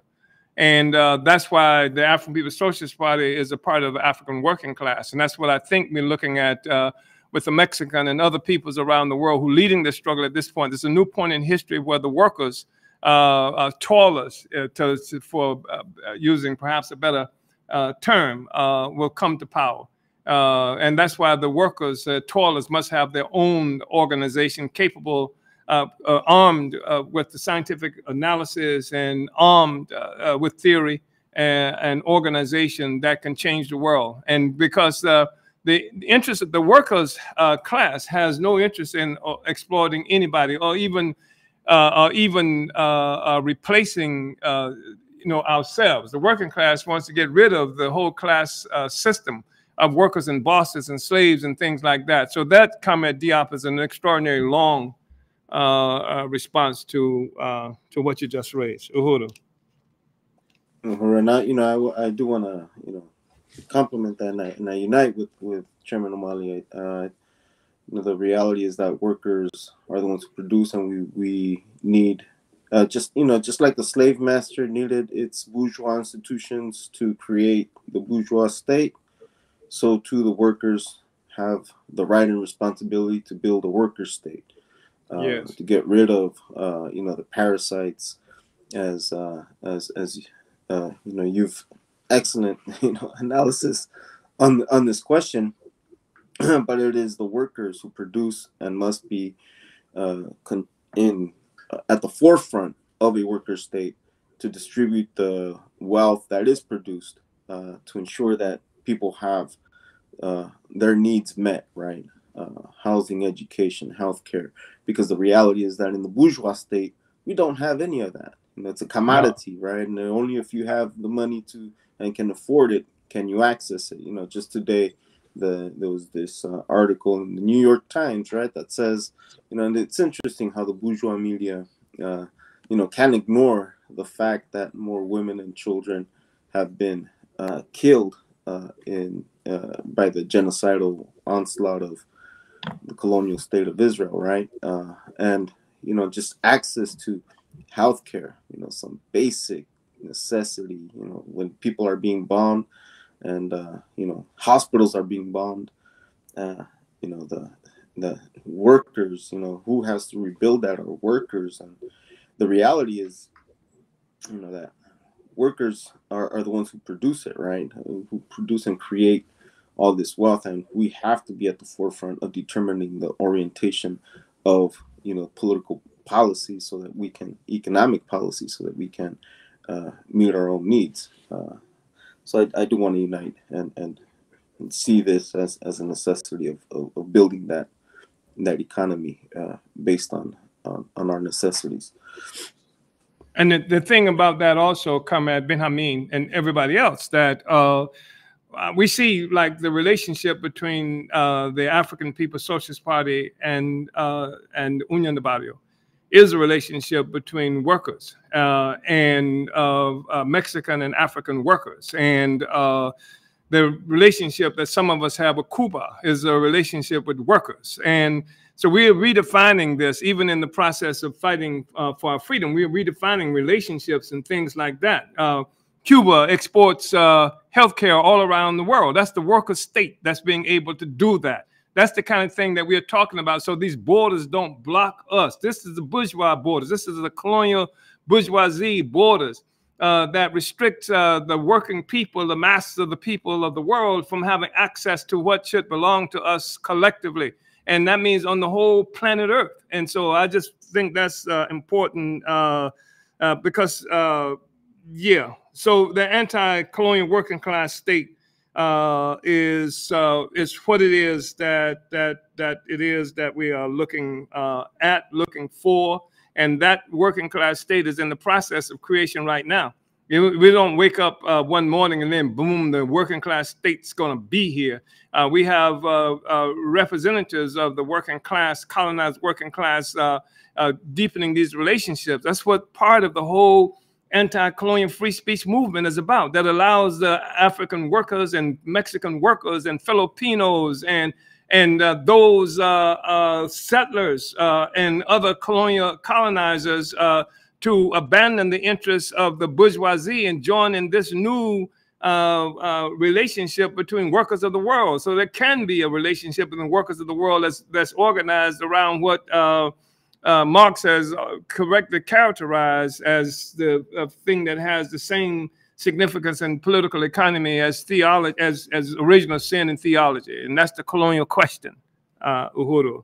And it's important because, we just had a magnificent mobilization, and Union del Barrio and other comrades participated in building this, and it was really important because we have the opportunists, you have the careerists, and I'm talking about the left, the white left, who have a career in representing Black people and representing Mexicans, representing all these other forces, have a career in stealing the agency from the colonized people ourselves. And they're frightened to death by the fact that the colonized people are achieving agency. That's what colonialism does. It's afraid of the colonized people having agency. So they have careers. They've built careers off of our struggles and what have you, that don't contribute to our freedom, but contribute to their development, their strength, their growth and things like that, at the expense of our movement, at the expense of our development. That's what we're looking at. And so on November 4th, we saw an attack on the African liberation movement, clearly, because it was a movement that was conscious in terms of the Black is Black coalitions, conscious of assuming the responsibility to rebuild the anti-colonial struggle of African people, conscious of that, been marching for 14 years and trying to build solidarity with whomever could be in solidarity with that, to do that. And generally speaking, with the rare exception of possibly UNAC, some support there, and then of course of the African People's Solidarity Committee and USM, which were responses that we made a long time ago to the opportunism of the white left. We couldn't get any support at all until the intervention with the Palestinian question. When I say the intervention, what I mean is the Palestinians had a meeting that we are conscious of, and PSL and ANSA were in that meeting, and the Palestinians were saying, because this is after the attack on October 7th, the initiation of this escalated war against Gaza and the Palestinian people, they said we got to do something right away, and PSL and ANSA said no. We can't do it right now. Let's wait until November 4th. And what difference did that make for them to say it? Because they had the money. They had the buses. I've heard that they got $7 million from this wealthy source. They had buses coming from every place. They could never, they say that something is wrong with us because that shows how messed up we are, according to them, is because they let us use a sound system once for one of the demonstrations we did years ago. They had buses coming from every place. And if you track it down, you will see that all of those buses came from PSL sources. So this is what we're talking about. So they attack the African liberation movement. Here are these white people, white settlers, who attempt to appropriate the question of socialism and colonialism because they go hand in hand. The party of socialism and liberation. Liberation of who? Of whom? Of the colonized people, and then socialism for whom? You can't have socialism because we've said it before, Brian Becker and PSL and ANSA, the road to socialism is painted black, and you hate that, and you fight against that, and you isolate the Palestinian question too, because Palestine has to be free, and it can't be free. You can have a temporary pause. That's what they got now, temporary pause. But the thing is to unite all of the colonized people to see that we have the same interests as Palestine. It's not a separate struggle in that fashion. They're just fighting on another front. Uhuru. Uhuru. Uhuru, Chairman. Uhuru, yeah. Uhuru, Chairman, and Comrade Benjamin, thank you, and Comrade Diop for the question. And I wanted to just reference, in terms of Diop's question, a chapter, Chairman, of a book that you wrote, What Will a Liberated Africa Look Like? And, you know, to really help just show, you know, what the world outside of a colonial mode of production, what is possible. And, you know, and the fact that the imposition of a colonial mode of production is relatively recent in human history. And, you know, so I just wanted to reference that. That's from Vanguard, the Advanced Attachment of the African Revolution. And we've also done studies on that before, which can be found right here on the Burning Spear TV on YouTube. So thank you, Chairman. Let me just say this issue of the colonial mode of production is extremely important for our own movement, for other movements, because there's a you know, highly popular social media personality that just came out with an assault on Palestine liberation, the moment that the Palestinian liberation is under attack. And it's similar to something that we saw that happened in 1971, 72, sometime 1967. They just made a movie about this guy called Bayard Rustin. When the Black Power movement in the 1960s came out in support, SNCC, all the Black Power movement, Malcolm X had come out 64, all in support of Palestine movement. Then this guy hustling for this guy who's clean to fame, promoted by all the bourgeoisie, and you're gonna see this stuff in the movie today because he's a triple popular, double popular, according to the bourgeois logic now, because he's black, he's homosexual. I think he might have even called himself a socialist. You know, so here this guy, he, at the time the Palestinians were struggling for their lives, at the time Black Power movement altogether came out, he comes out with a full-page ad in the New York Times and the Washington Post, calling for the United States, Richard Nixon, to arm the Israeli state with the most modern weapons to kill Palestinians. And this is a guy who built his career on being a pacifist for black people. He tells us to be nonviolent, et cetera, et cetera, et cetera. Then he goes out and promote this. But this guy that I'm talking about now, the modern version of him, he doesn't come, and he was paid, by the way, this was paid for by the Zionists. There's no doubt about this. This, what I'm telling you now about Bear Ruskin. And so now you got this guy who comes out. He doesn't come straight out and says that you can't support the Palestinians like that. He's saying that we know that some Palestinians, they did some artists, did some stuff, you know, and I think they're talking about the George Floyd thing that you can find in Gaza, et cetera, or the West Bank. I've forgotten which one. And some other stuff that's you know, pretty obvious that the Palestinians have done in unity with African people. He said, but it's got to be Africa first. You can't do that just Africa, Africa, Africa. So nobody said that. Nobody. Who was he debating? Nobody said don't support Africa, African people, except this guy Answer and PSL. Nobody said don't support Africa. People were saying that it's the same struggle. This is what we were waiting. It's the same struggle. But to come out with that is an attack on Palestine to move African people from solid support of the Palestinian resistance. That's what that was about. That's why it's important for Africans and everybody to understand that we're looking at a mode of production. It's not some Palestinians over here versus Africans over there, even if some of us are too stupid, like the person here who prides himself in his brilliance, right? And he is brilliant because he's hustled a lot of black people with a lot of resources, right? This person here comes out, you know, like attacking, you know, like the Palestinian movement. That's a disgrace, and it's a crime against Africa and the whole struggle of our people. So I just wanted to make that point, why it's so important for us to understand this colonial mode of production. We're not talking about just a lot of people struggling out there. We're talking about people struggling against the same system. And the struggle we've had is to get the white left to struggle against colonialism and the colonial mode of production. That's the struggle. Every struggle around the world has had this contradiction of the foot dragging and contradiction of what the colonizers are willing to do at any given time. And we just looked at 1907 in Stuttgart, and it helps us to understand this is a long-standing struggle. We can go back to even Frederick Douglass and what's the great white emancipator's name? Lord Garrison. Lord Garrison, you know, who brought Douglass to write for his newspaper, but got upset because Douglass started writing his own opinions. And Garrison said, we don't want you to write that. Just say how bad it is to be a poor, oppressed black person.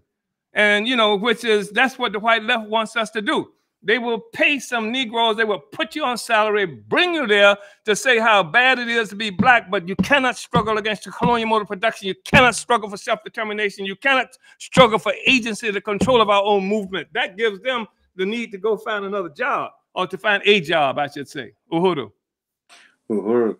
Hey, Conrad, you know, I really want to appreciate the November 4th, you know, anti-colonial fight back, because it brought this question of, you know, agency and making sure that, you know, you know, what the struggles, you know, it's the same struggle against colonialism, you know, and I just wanted to bring it back to this one question on, you know, what is this society going to look like, right? Right. You know, and one of the things that, you know, I had the opportunity to go to Cuba recently, right? And without a doubt, they are under some terrible economic pressures, right? Because of the same colonial settler system of capitalism that is attempting to, you know, suffocate their economy, right? Through this horrendous blockade, economic, commercial, and financial blockade. But one thing that, like you had mentioned, is that they continue to educate and inform and prepare doctors, right? Those doctors, Palestinian doctors. I went to the, you know, Latin American School of Medicine, and there were so many Palestinians there. I was impressed. I was like, wow, man, you know, I took a picture with them, man. I was proud. You know, one of the most proudest moments is to be at that school, to see, you know, what socialism is producing, the preparation of these doctors, and you know, to know that they go back, right, to Palestine and provide, you know, life-saving treatment, right, to those suffering under this colonial terror. You know, I was you know, amazed how you know, when the question of like, you know, what is it going to look like? Wow, man, you know, people, I didn't see homelessness. Homelessness does not exist in Cuba, right? But yet you turn around, turn on the TV, you see, you know, Israeli settler colonial war planes dropping bombs and producing so much homelessness. It produces it, it creates it, it destroys people's homes. And on top of that, you know, not only homes, but, you know, the barbaric destruction of apartment complexes and these apartments falling on entire families. And, you know, I was just following some of these, what is happening in Gaza today. And, you know, it's so disgusting to say that somehow Israel is some kind of democracy when we clearly know it's not. It is a terrorist state. Yeah. And then you compare it to one that is slandered, such as Cuba, on an actual U.S. colonial terrorist list of state sponsors of terrorists. And what do they produce? They're producing doctors. They have this slogan, you know, doctors, not bombs, right? Yeah. And, you know, to me, the humanity on the one hand of the Cuban Revolution, right? And that was one of our as we marched down, you know, LA, you know, we had that banner and the blockade on Cuba off the list, right? Yes. Get Cuba off the list of terror, because it represents that same anti-colonial struggle, an aspiration for our peoples, right, to be able to have access to just basic human dignity, right, which is in the form of healthcare, housing, education. I think that's what it looks like. Yeah, I want to just say, contribute to that discussion. I know there are other things that need to be talked about as well, but when you look at Cuba, and we talk about how the healthcare and everything like that it provides, but it's not been passive in the struggle against global colonialism. Cuba played a major role in Africa, and what wants to call itself at one time in Angola and what have you. I mean, supplied all kinds of resources to make that struggle. Cuba was the center for the Tricontinental Conference, to bring colonized people from all around the world together to get freedom. What is, you know, to get freedom? When we say healthcare, that's what freedom is a part of. Freedom is not just some abstract thing. Freedom for something, freedom against something, freedom for a better life. And that's what Cuba has been central to. And I think about how at the time when there was a Soviet Union, a legitimate, you know, revolutionary party in the Soviet Union, there was a Patrice Lumumba University right there. And this was Lumumba. This is the time where the colonial question was understood. And you heard people like Lenin at different times being able to articulate some recognition of that. And I heard, you know, Comrade Ben Hameen was talking about the intensity of the struggle, the war made against Gaza, bombing, killing hospitals and things like that, destroying hospitals and children. But that's when you see it's an obvious kind of thing. But I live in St. Louis right now. And in St. Louis, enough black babies die every year in the first year of life to fill 15 kindergarten classes. That's without a single bomb being dropped. The only bomb that was dropping is my house at 5 o'clock in the morning, because we were trying to do something about the deaths of those children. This is how colonialism works. It's working all the time, even if it's not something that's on the radar all the time, every day. Look at what was happening. You know, they just, Israel, I think, they talked about releasing 2,000 Palestinians. So the handful of Israelis, Zionists, that's where Hamas is. But who are the 2,000 people? This came before the October 7th. Where the hell did they come from? And why the hell weren't they hostages, you know, as well, that was being held by them? This is, you know, how they would define the world, and we have a responsibility to define the world most accurately. And finally, I just want to say that human progress, just talking about what the future looks like, human progress, progress in the world, is that which is occurring in the struggle against oppression and exploitation, colonialism. This is human progress that's being made.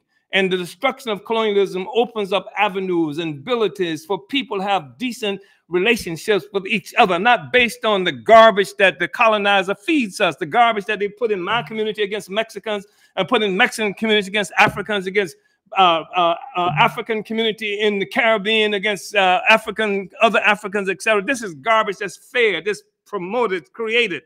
The whole anti-homosexual, the whole anti-woman thing, that's white people stuff. That is colonialism being imposed on the whole world. And that's the stuff that we are fighting against. We're going to have a better world, a new world, without that, and without doddering old sandbag threatened forces putting people in prison just for saying we demand freedom. We are going to be free. We're going to be in control of our own lives and resources, etc. Anyway, I've said enough. Uhuru. Uhuru. Uhuru. Well, this has been, that was our first question, and I'm just happy that it was, able to just draw these responses and just the deepening of around the question of the colonial mode of production, just really helping us to understand everything, every single thing that is that we experience, every iteration of the social system. We have a way, we know where to point to, we have a root, we know what to struggle against, and just really salute this profound study. And we only have a couple of minutes left, Chairman, and Comrade Benjamin, but I did want to at least take one more question. I thought that this would be really important, and it's addressed to Comrade Benjamin. From Comrade Mwezi, who is the chair of the Hands Off Uhuru campaign and the Secretary General for the African People's Socialist Party. And she says, salute to this profound study and presentations linking our struggles with the question of colonialism at the core, as the core contradiction. Can Compa Benjamin share more about the structures that Union del Barrio has developed in the barrios to address the oppression of ICE and other predatory military forces in the community, for example, Comité de Resistencia, and how this relates to the statement, the political South is our North? Compa Benjamin. Uhuru. Thank you, comrade. Yeah, no, it's been our long-standing, experience since the mid-90s to really start patrolling our own communities against, the police occupying army that comes in. People who don't live in our neighborhoods, don't live in our communities, and they, police always harassing and intimidating, our communities, specifically our young people. And we learned, some of the strategies of community level self-defense through the experience of the Black Panther Party, right? They did their patrols, right? Their armed community patrols. So we decided to initiate that back in the 1990s, reinitiated that during the 2000s because ICE, the intensity of ICE presence in the community had become such that they were terrorizing our neighbors, going to people's homes early in the morning, late at night, going in without warrants, taking people, snatching them out of their homes in unmarked vehicles. And so we started this process of community patrolling our own neighborhood, keeping an eye out and informing our neighbors if we see them. So this way we can, defend our families from being, caught up in this colonial prison system, right?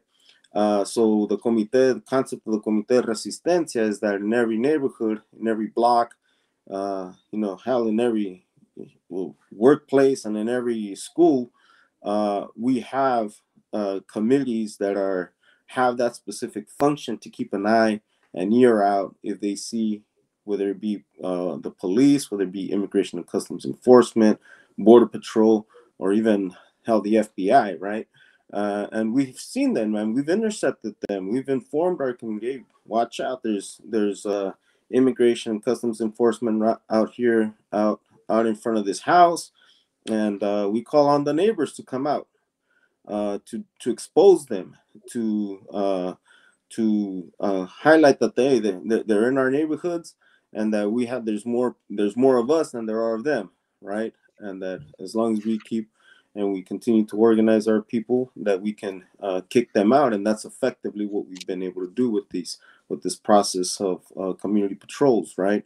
You can go to our YouTube channel at uniondelbarrio.org. We have a whole video playlist of the community patrols and what that looks like, how it expresses itself in real terms, where we do kick them out. We expose them not only on social media, but also, with the neighbors, with their bullhorn, and we kick them out, right?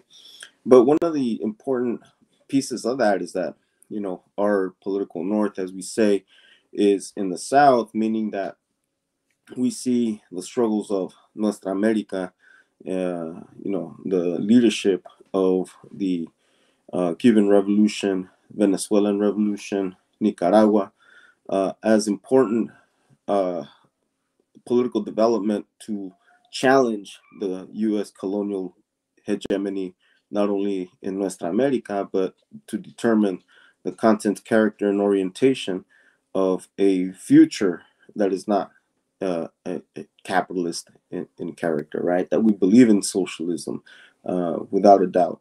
And so part of that political north is looking at those mechanisms that have been created, such as the Bolivarian Alliance for the Peoples of Nuestra America, that have a different relationship with each other, that is not based on this parasitic relationship of extraction and competition, but of collaboration and complementing their economies based on their productive forces. In other words, what they produce, what they create, the natural resources that they have are shared and complementary to their economies, so that their peoples can live with that much more justice and dignity. One of the things that we think that is critically important, right, is that we create, political education like we're doing here today, but also in our own barrios, and like I even said, in the school systems. And one of the things that we've been coming under attack recently, in fact, there's a lawsuit by Trump supporters that have filed a lawsuit against our educators, specifically a member of our Central Committee, that's going actually to trial on December 14th on the question of, Zionism in particular, right? Because we have the audacity to say that we do not believe in this concept of God-given superiority of one people over another. And, that's a statement that we unite with wholeheartedly, and will continue to fight those concepts of superiority. But, when we start talking about, political change happening around the world, and we start sharing that with students, with educators, then all of a sudden the system really gets really upset about it, right? Because how can you talk and speak about what's happening, whether it be Cuba, Venezuela, Nicaragua, with people here in the United States? There's a reason why the United States doesn't want you to go to Cuba, to Venezuela, or Nicaragua, because you could see that there's revolution happening and change happening there that is actually rather inspiring. So if you ever want to go and see how what those processes look like, it's a question of getting organized, and let's look at what those processes look like on the ground in real life, not what they say on the news media, right? Or what politicians, whether it be in Washington or Sacramento, say about these political processes happening in the South. So our political north is South, right? We're not going to look at Washington or Sacramento as any kind of political leadership for us. That in fact, our political leadership, we know, comes from the global South, and looking at making sure that the African Revolution, the revolution throughout Nuestra America, is informing our understanding of who we are in the world. Uhuru. Uhuru. Thank you, Uhuru. Uhuru. Uhuru, Chairman, and compañero Benjamin. It has been very powerful, and I want to be able to allow space for closing remarks for both of you, and I want to also let people know to find more information about Union. You can visit uniondelbarrio.org to look at the political education, the programs, and the developments of this organization. And really, just again, want to salute this profound discussion. We did have some more questions, but we will, for the sake of time, save those for an upcoming study, which will continue to address these questions around the specific topic that we're discussing today. So don't fret, comrades. Your questions have been added to the queue, and we will take them in our future study. So now I want to just take a moment for closing remarks, and we will start with compañero Benjamin, and then close out with you, Chairman Uhuru. Thank you, comrade. No, just really, again, want to salute this study, Chairman Omali. As far as Union del Barrio, as we see it, man, we know that we are one struggle, right, against this sick parasitic system that must be overturned. And so for Union del Barrio, we, again, profoundly honored to be here. We will be calling on forces for December 14th to come out and support our comrades who are being sued. It's a civil suit at the in federal court on this question of Zionism, and so we will have a December 14th action in the morning, because that's usually when these court dates are scheduled. And for all those who are watching and listening, if you're in the LA area, the Los Angeles area, that's where the lawsuit will be heard in federal court, and we expect and anticipate that it will be thrown out as a frivolous lawsuit meant to intimidate us, meant to create some kind of anxiety, because it's always having to deal with these colonial systems and colonial courts. It's also a lot of resources that have to be spent to contend with that, right? And that's kind of a form of lawfare warfare, if you will, meant to attack our movements. But that means that we're doing something right. That means that we're struggling on the correct side of the anti-colonial question. And that means that to the degree that we create power and that create unity amongst our peoples and our organizations, to the degree that we will be able to overturn this sooner rather than later. With that, thank you very much, comrades, for the invitation, and we continue to see each other out in the streets, in the barrios, in our neighborhoods, until victory. Uhuru. Uhuru. Uhuru. Uhuru. Uhuru, compa Benjamin, thank you so much. And on behalf of Union del Barrio, we salute and appreciate your presence here and the work that you are doing as a part of the Mexican front of the struggle against colonialism.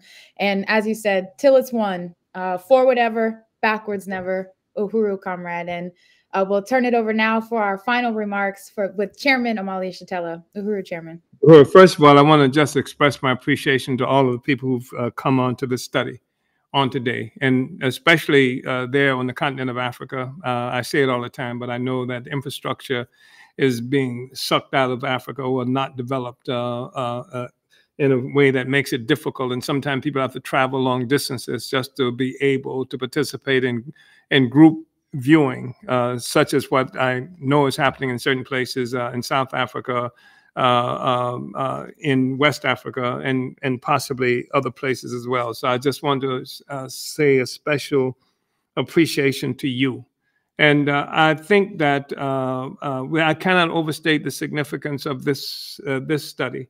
It's been so important to the party for the longest period of time. If you go back to our earliest writings and things like that, we've been really pushing to have the colonial question in the arena of contention with these the opportunists who were able to capture the apparent leadership of our struggle as a consequence of assassinations and jailings and stuff like that that happened to our people. We spoke for ourselves, and then we had all of these incredible leftists, you know, after we were imprisoned or shot up, who became our spokespersons. And so it's been a real struggle to create enough gravity collectively around this question of colonialism. We've done that. I feel quite confident. I feel quite appreciative of the role that we played in resurrecting the colonial question, not just here, but globally, that people are now talking about colonialism, and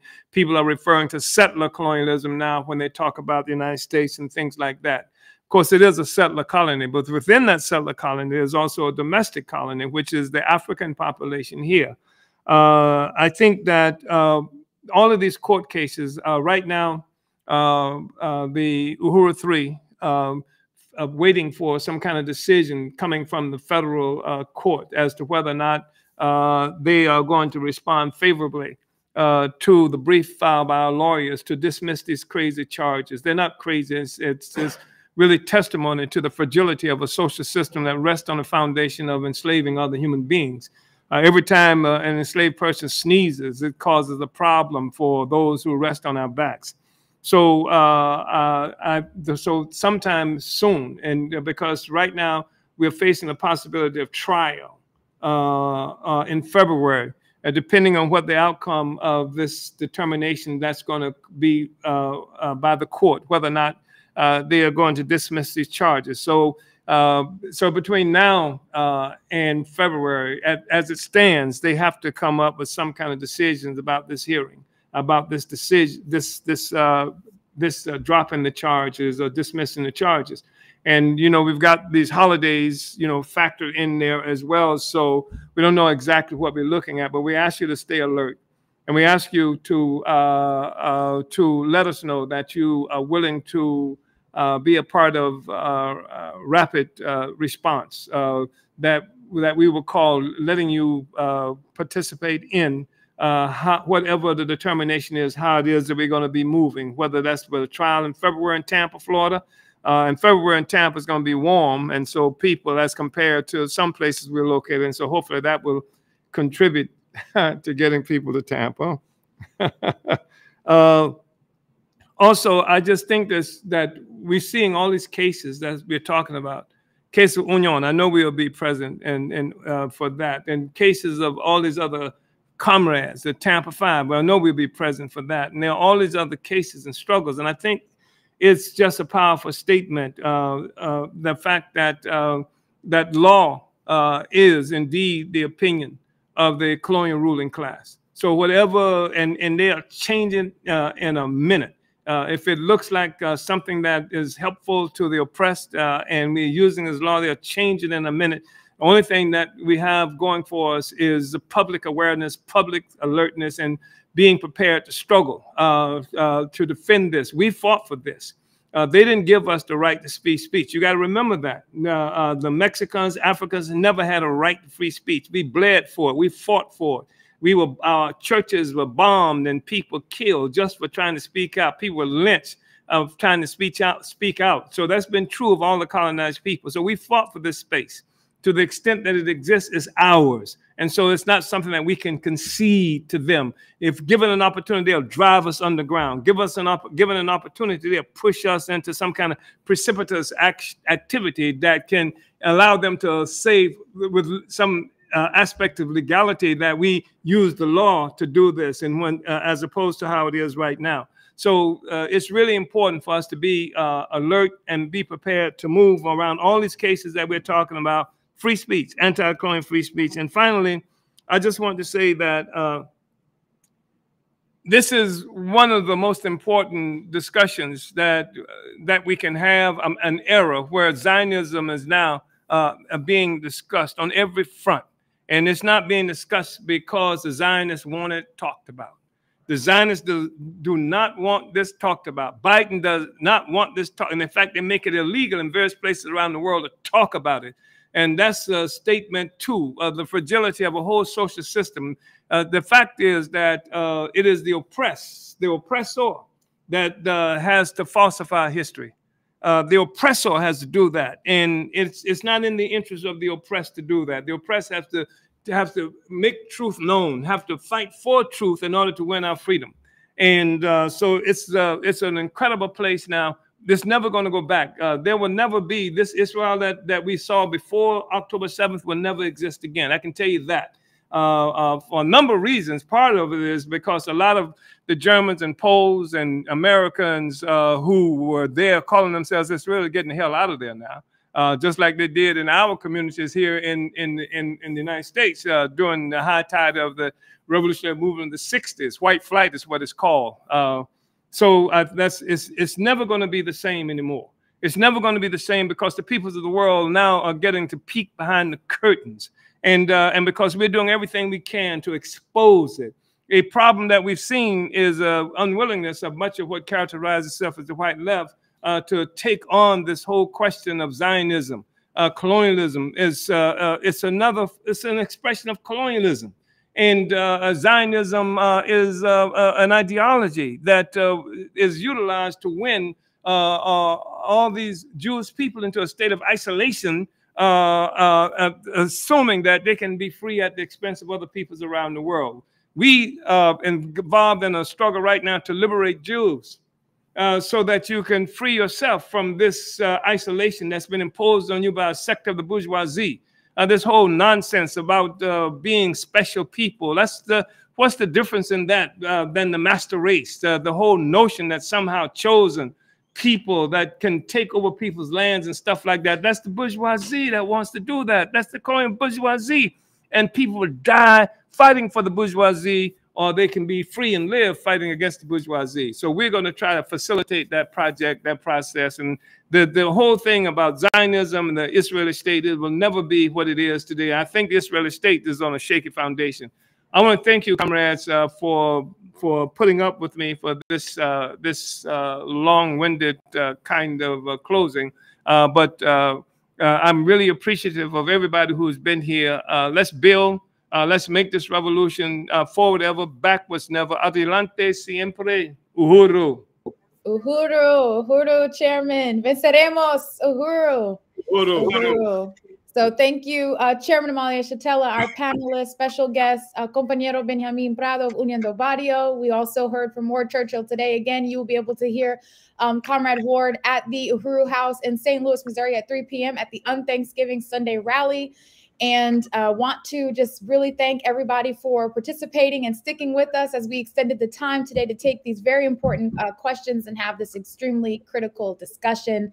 And also thank the Omali Taught Me Show team for helping out with the production, promotions, curriculum development, AV, and chat moderation. Whether you're watching on Facebook, YouTube, Twitch, or Twitter, we're glad to have you on with us. And make sure to follow the chairman on Facebook, Twitter, TikTok, Twitch, and Instagram, and subscribe to the Burning Spear TV on YouTube to catch every episode of the Omali Taught Me Sunday Study. Uhuru, comrades. Vanguard up. Uhuru. Relentless. Relentless. Uhuru.